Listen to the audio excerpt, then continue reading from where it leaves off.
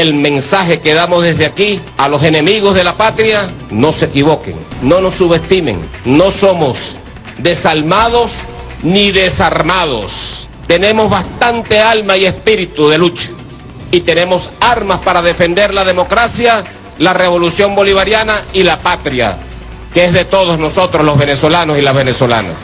Que no se equivoquen, pues. Lo último en noticias. Latino TV Internacional, el canal de la verdad. Hola amigas y amigos de Latino TV Internacional, saludo cordial para todos. Aquí estamos acompañándolos una vez más con la información importante acerca de lo que pasa en Venezuela. Pero antes de entrar en materia, queremos enviarles un saludo cordial a todas estas personas que aparecen en pantalla y les agradecemos mucho por hacer parte de esta gran comunidad y seguir nuestro canal. Así que a todos queremos invitarlos a que nos comenten el país desde donde se reportan para saludarlos en la próxima emisión de noticias. Comenzamos con las noticias más importantes del día.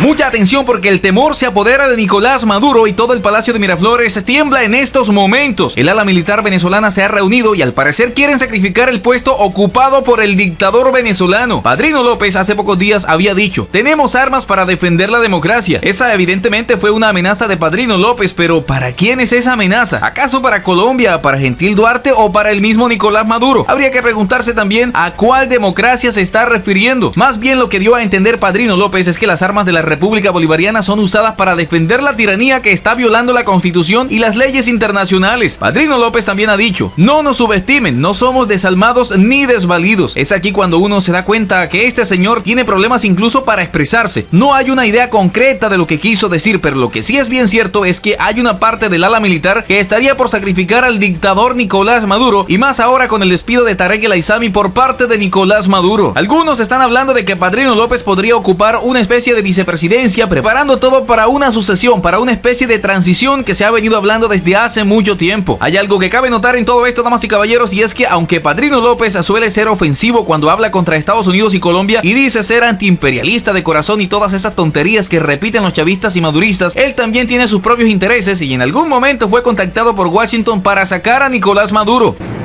Pretenden comprarnos como si fuésemos mercenarios. Es la manera, ¿no? Es la manera de subestimar al hombre patriota, a la mujer patriota. Pero si la Fuerza Armada Nacional Bolivariana se abalanza contra Nicolás Maduro, Padrino López tendría que tomar ventaja de eso y contar con los soldados para una transición en la que siempre se ha considerado de forma vital que participe Padrino López. Recordemos que él por ahora parece siempre ser leal a Nicolás Maduro. Sin embargo, se ha llegado a saber que ellos han tenido varias discusiones por todo lo que sucedió en Apure. Por otro lado, hay que recordar que Maduro ascendió a 1.700 militares a grados superiores. Algunas fuentes internas indican que estos movimientos Maduro los ha hecho para tratar de apaciguar un poco el gran descontento militar que hay entre muchos, porque ellos viven de lo que les da el régimen. Maduro les compra literalmente la lealtad a estos militares, pero toda esta compra de lealtad se mantuvo mientras Maduro les permitía seguir sacando oro, dinero, vender petróleo y hasta sacar provecho de la venta de mercancía ilegal. Sin embargo, ya esos recursos se han agotado. Incluso el negocio del narcotráfico se les ha ido cayendo poco a poco con las bajas que han sufrido las disidencias colombianas, grupos que, como se sabe, son aliados de la dictadura venezolana. Algunos de estos cabecillas que han sido neutralizados se dice que por las Fuerzas Armadas de Colombia eran los que tenían los contactos y las rutas para este negocio de la mercancía ilegal de la que se beneficiaba la dictadura y todos estos altos mandos militares que ahora le reclaman al dictador. Pero eso no es todo, amigas y amigos. Como si fuera poco toda la presión que ya tiene el dictador con estos militares reclamándole lo que él acostumbraba a darles, ahora la Corte Penal Internacional le exige a Maduro que dé pasos firmes para entregar a los altos mandos militares implicados en los crímenes de lesa humanidad cometidos a lo largo de su mandato. Pero casualmente, muchos de esos altos mandos militares poseen mucha información que podría incriminar directamente a Maduro y toda su cúpula dictatorial, implicando por supuesto a su esposa Cilia Flores. Si ustedes quieren atacarme, atácanme a mí, pero no se metan con Cilia, no se metan con la familia, no sean cobardes.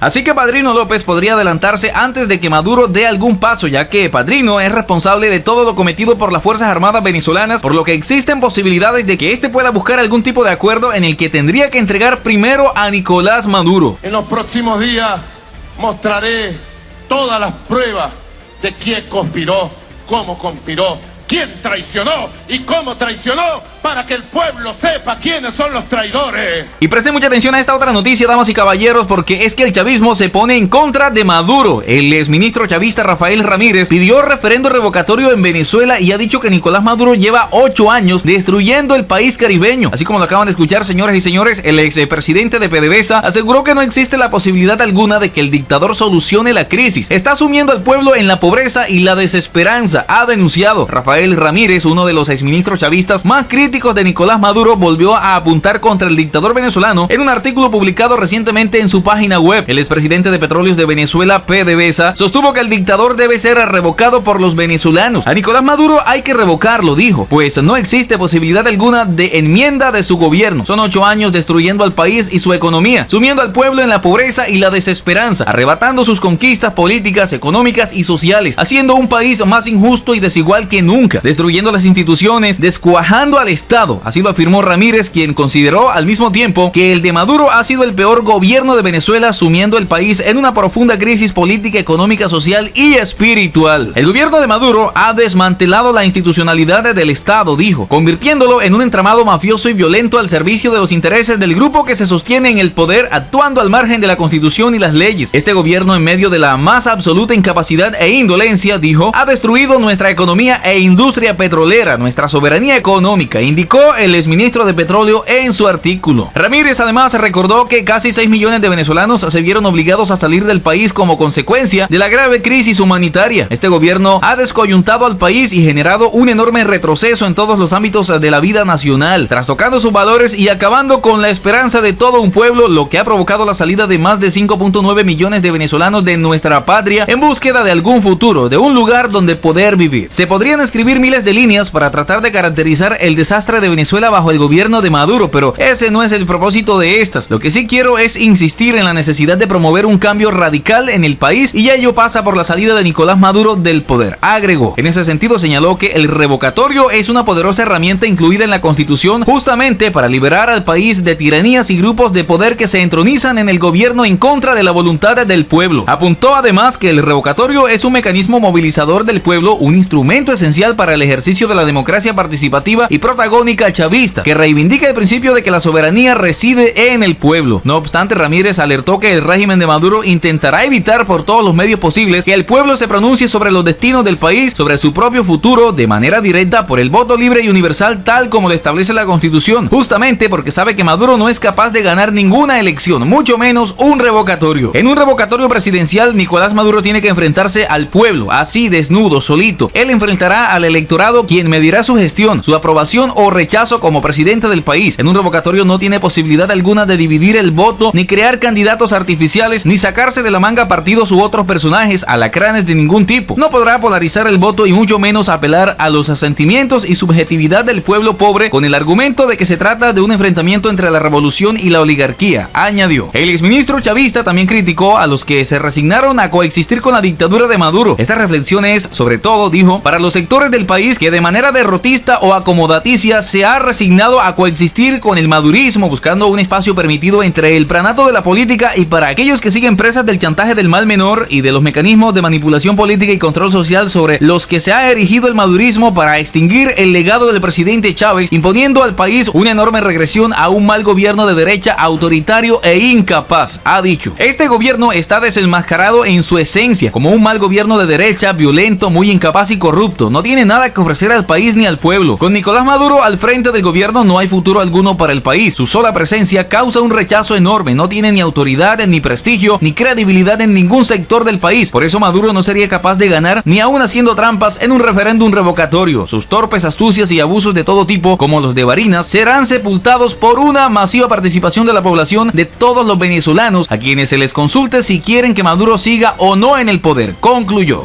Ninguna de las opciones que ha anunciado la derecha para acabar con la revolución y para derrocarme o revocarme tiene viabilidad política, histórica y ninguna va a tener éxito. Avanzamos con el desarrollo de más noticias.